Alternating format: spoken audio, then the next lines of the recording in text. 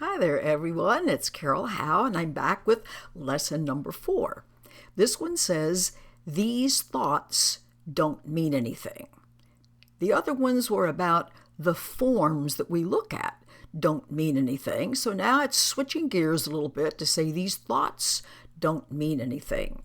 So this lesson, and like the others, is to be done just for a minute or two, 3 or 4 times a day. This is a very light, loose practicing. Everybody's got 4 minutes they can devote to something, so it doesn't want to apply any pressure at this point. So this approach is going to be a little different because instead of having you first look at forms, it wants you to notice instead the parade of thoughts that randomly run through your mind. And as always, don't try to select anything and do not exclude anything. And you will notice as you just watch, it's like this wild mixture of things. Some thoughts you will consider good, some bad, some happy, some not. Some you think are calming, some upsetting, some are about giving, some are about getting, some are judgmental. You can be worries, your to-do list, a lot about what someone else is doing and why they should or shouldn't be doing that way. So anyway, just notice all of these. Don't do anything about including or excluding. Mostly just notice how they jump around. Sometimes our untrained mind is referred to as the monkey mind, because you know how monkeys are. They swing, they jump, they leap, they wander from one tree to the next. There's not anything about their behavior you would call orderly. The same with our thoughts. Now, the reason why this is an exercise and why both what we consider good and bad thoughts are all lumped together is it says it's blocking real thoughts. Now stop right there. Don't try to figure out what real thoughts are.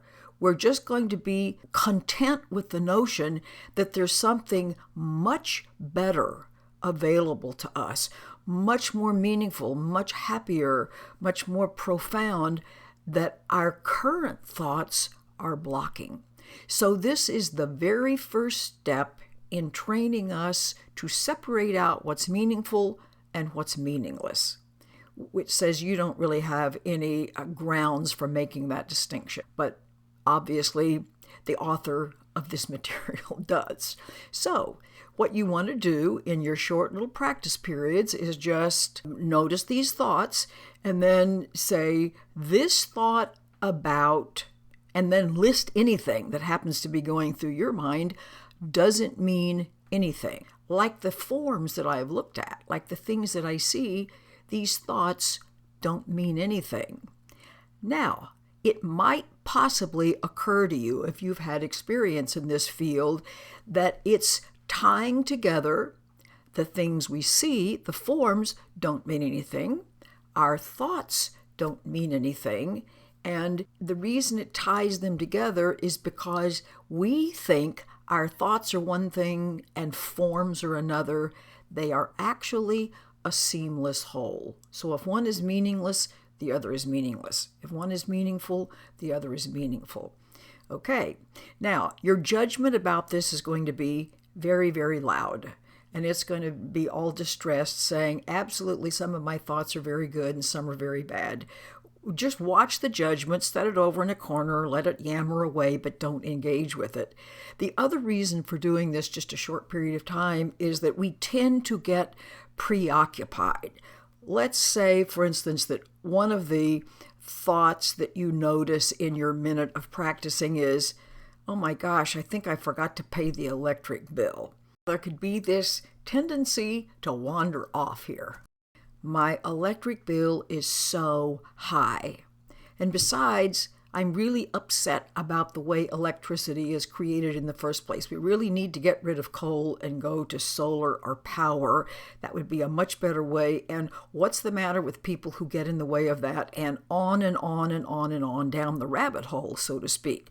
So we don't want any of that going off on a tangent to occur. So just watch. Just be in that observer place where you're watching all the things that randomly run through your mind. And judgment will be loud, and you won't do this very well, but that's okay. Practice anyway. Remember, you don't have to practice what you already know how to do. When we all learned to walk, we stumbled and fell a lot. Babies don't have any trouble with this. They just keep getting back up, falling back down, getting back up, falling back down, and sooner or later they're able to walk. Well, we need to do the same way. We need to have that same open-hearted approach to learning a new skill. So sooner or later, we'll be able to be much more attentive to just watching what these thoughts are and not going off on a tangent someplace. So, once again, this exercise is these thoughts, as they are randomly going by, don't mean anything. They don't mean anything more than the forms I see. Alrighty, have a good practice today. Bye.